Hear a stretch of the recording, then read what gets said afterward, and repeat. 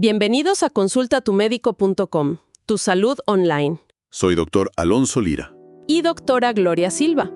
Hoy, un tema que a veces parece un misterio, los síntomas urinarios. Así es, hablaremos del estudio urodinámico. Exacto. ¿Alguna vez han sentido esa urgencia, dificultad para empezar o esas fugas inesperadas? Bueno, hoy vamos a explorar una herramienta clave para entender qué pasa realmente, el estudio urodinámico. Sí, y es importante decir que no se trata solo de cuánto se orina, ¿eh? La clave aquí es entender cómo funciona todo el sistema bajo, digamos. Ciertas condiciones. Es una mirada más profunda, ¿no? Más allá de lo que uno siente o lo que se ve en un examen básico. Justamente, es una evaluación funcional que nos da datos objetivos. Entonces, a ver, expliquemos bien, ¿qué es exactamente este estudio? ¿Cómo nos ayuda a descifrar esos síntomas que a veces son confusos? Mira, su objetivo principal es bastante claro. Intentar reproducir los síntomas que la persona refiere. Pero mientras, estamos midiendo cosas concretas. ¿Cómo qué cosas? Pues medimos presiones dentro de la vejiga, en el abdomen, cómo fluye la orina, los volúmenes que maneja la vejiga. Básicamente, evaluamos las dos fases grandes, el llenado y el vaciado. Y aquí es donde, según leíamos, la cosa se pone interesante. Porque a veces lo que uno siente no cuadra perfectamente con la causa real, ¿cierto? Precisamente. Ese es un punto crucial. La correlación entre los síntomas que cuenta el paciente y lo que encontramos en la evaluación a veces es pobre. ¿Tienes algún ejemplo? Claro, la incontinencia es un caso típico. Alguien puede tener escapes al esforzarse y también sentir urgencia. Podría pensar que es incontinencia mixta. Ajá. Pero resulta que hicimos un estudio basado en una tesis doctoral que revisamos y vimos que la urodinamia cambiaba el diagnóstico inicial en un buen número de casos. Pacientes que pensábamos tenían mixta, en realidad tenían solo de esfuerzo o solo de urgencia. ¡Wow! Y eso cambia todo el enfoque del tratamiento, me imagino. Totalmente. Y pasa algo parecido en hombres con dificultad para vaciar. Los síntomas pueden ser iguales si tienes la próstata obstruyendo la salida o si el músculo de tu vejiga está débil, lo que llamamos detrusor hipocontráctil. ¿Y cómo sabe uno cuál es cuál? Ahí está el detalle. La urodinamia es, hoy por hoy, la única forma de diferenciarlos con certeza objetiva.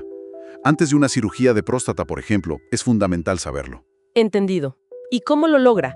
¿Qué pruebas se hacen dentro de este estudio urodinámico? Bueno, son varias mediciones combinadas. Empezamos con algo sencillo, la uroflujometría. Uroflujometría. Sí, mide la velocidad, el flujo del chorro al orinar. Es no invasiva. La persona solo orina en un aparato especial. Ok. ¿Y qué nos dice? Un flujo bajo puede indicar que hay un problema, una obstrucción o debilidad, pero no te dice cuál de las dos es.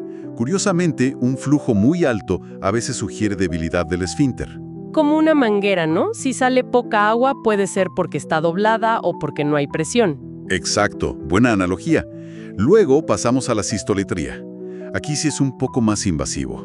¿Qué se hace? Llenamos la vejiga lentamente con suero, a través de una sonda delgadita, y medimos cómo cambia la presión dentro a medida que se llena. Ajá. Aquí buscamos contracciones que no deberían ocurrir, o sea, vejiga hiperactiva. O si la vejiga se pone muy tensa rápido, con poca capacidad, lo que llamamos baja acomodación. Y esto es importante porque si la presión sube mucho, más de 40 centímetros de agua, puede dañar los riñones. Claro, entiendo. Es como ver si el globo se estira bien o se pone duro enseguida. Y para el vaciado, ¿cuál es la prueba clave? Esa es el estudio presión fluido. Aquí medimos la presión que hace el músculo de la vejiga, el detrusor, justo mientras la persona está orinando. Ah, y ahí se ve la diferencia. Exacto. Si la presión del detrusor es alta, pero el flujo de orina es bajo, eso grita obstrucción. Pero si tanto la presión como el flujo son bajos, entonces el problema es que la vejiga no tiene fuerza, es hipocontráctil. Muy lógico. Fundamental saber eso antes de operar, ¿verdad? Por cierto, para quienes nos escuchan, si encuentran útil esta información, recuerden suscribirse y activar la campana para no perderse futuros contenidos de salud. Un like también ayuda mucho al canal. Sí, es información valiosa. Y volviendo a las pruebas, para la incontinencia específicamente, hay otra medición importante. La presión de punto de fuga, o LPP. LPP. ¿Qué mide eso? Mide a qué presión abdominal, por ejemplo, al toser o hacer fuerza, se produce el escape de orina sin que la vejiga se esté contrayendo. ¿Y para qué sirve saber esa presión? Nos ayuda a entender la causa de la incontinencia de esfuerzo. Si necesitas mucha presión para que haya fuga, digamos más de 90 centímetros de agua, el problema suele ser que la uretra no tiene buen soporte, se mueve mucho. Hipermovilidad uretral. Ok. Pero si la fuga ocurre con muy poca presión, menos de 60, entonces el problema suele estar en el esfínter mismo, que está débil. Es una deficiencia intrínseca. Y esto, fíjate, guía directamente la elección del tipo de cirugía anti-incontinencia. Muy claro ahora. Entonces, flujometría, cistometría, presión flujo, LPP. ¿Hay algo más? Sí, en casos más complejos, sobre todo si hay sospecha de problemas neurológicos, se puede añadir electromiografía, EMG, para ver los músculos del suelo pélvico, o incluso videourodinamia, que combina todo con rayos X. Pero los que mencionamos son el núcleo. Suena súper completo.